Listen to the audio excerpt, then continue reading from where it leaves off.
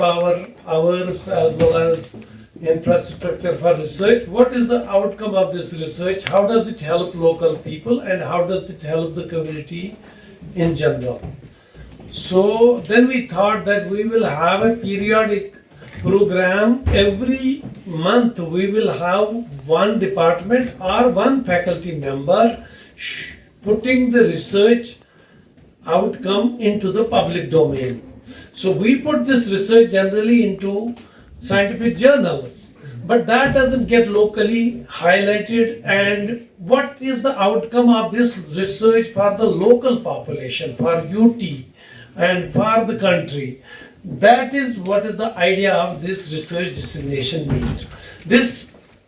From this research for our local population, and that is where I will be grateful to you, because you only can translate a scientific content into common man's language. So we will not be able to give it to common man कि इसका क्या फायदा है आपको. जब आप इसको देखेंगे, आप इसको पहले च्यू करोगे, फिर एसिमुलेट करोगे, फिर नए फॉर्म में पब्लिक को दे देंगे, then they will understand that is research.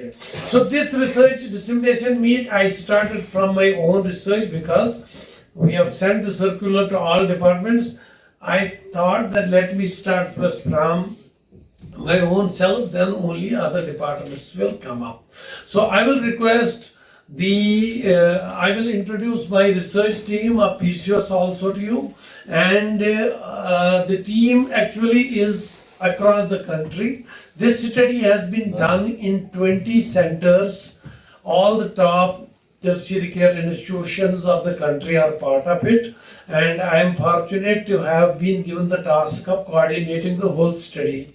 And we have examined almost 10,000 women in this, and this costed approximately 37 crore rupees. And this is the phase 1 result. Phase 2 and phase 3 will be coming soon, and this is supported by Government of India, primarily by Indian Council of Medical Research, but there are other funding agencies also who have from time to time supported our research. Today's study is supported by ICMR, and this is the phase 1 result, just about polycystic ovary syndrome.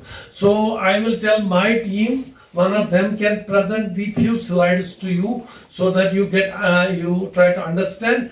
Any queries after that, we will have a small interaction. Perspective, see, there is one thing. Prime Minister's initiative was its Swasth Nari Sashakt Parivar recently, and that has come because of this type of exercise which we have done at ICMR and DPT. There is a committee on women health. There are some 10 people. I was one of the persons there. What we said, we put this information to policy makers that it is the woman who produces children, and if she produces a baby in a good environment, baby is likely to be healthy.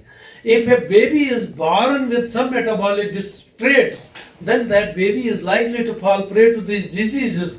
And of course, girls as well as boys, both will be having higher levels, chance of obesity, insulin resistance, psychiatric abnormality, and then of course consequences of obesity, which means diabetes, heart disease and all. So as I said, feeding channel is that. So what we, national perspective, we have to put in that policy planners, one, they have to put more money and more effort towards research on women health. Second, women, because every fourth woman has a PCOS-like condition in this country. Now, if we take the pre-PCOS, what Dr. Afia was telling, we also discovered another finding that is called pre-PCOS. By no criteria, in whatever world criteria, there are 3 sets of criteria. Woman does not qualify to be PCOS by any criteria. So that is normal by criteria. But when we examine them in detail, in depth, they are abnormal. So normally a doctor tells them you are okay.